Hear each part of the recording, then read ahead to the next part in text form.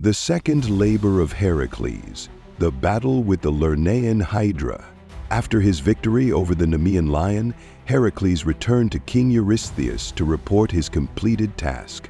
The king was astonished by his success and decided to make the next tasks even more difficult, hoping Heracles would not return.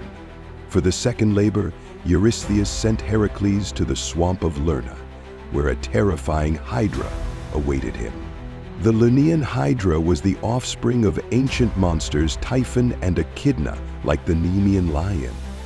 This enormous creature looked like a serpent with 9 heads, one of which was immortal. The Hydra had a unique ability. If one of its heads were cut off, 2 new ones would grow in its place, making it nearly invincible. It lived in a swamp near the town of Lerna and terrorized the local population, poisoning the air with its deadly venom. Preparation for the battle. Understanding that this battle would be very different from his struggle with the Nemean lion, Heracles prepared carefully. He knew he couldn't defeat the Hydra with brute force alone, so he decided to bring along his nephew Iolaus, a brave and resourceful young man. Iolaus was there to help in case the battle became too overwhelming. Together they headed to the swamp where the Hydra lurked. When Heracles reached the creature's lair, he noticed that the air around it was filled with toxic fumes. Even the plants nearby were scorched by the Hydra's venom. Without delay, Heracles took his bow and started shooting arrows to draw the creature out of its den.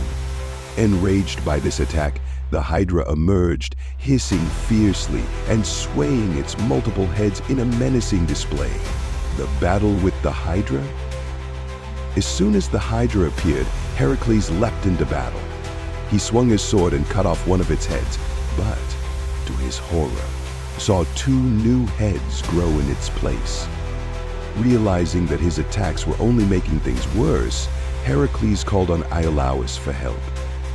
Iolaus suggested a new strategy, cauterizing each wound with fire to prevent the heads from regenerating. Heracles resumed cutting off the Hydra's heads while Iolaus swiftly cauterized each wound with a torch, halting the regrowth. One by one, Heracles and Iolaus defeated the creature's heads.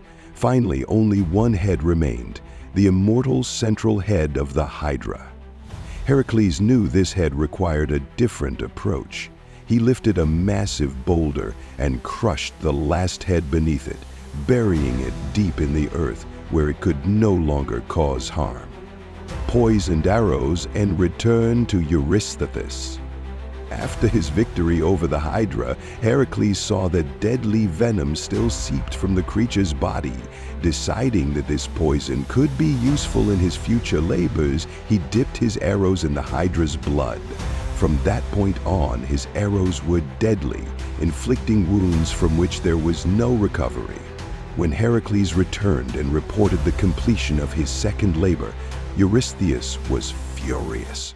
He tried to find a reason not to count this achievement, claiming that Heracles had used Iolaus's assistance.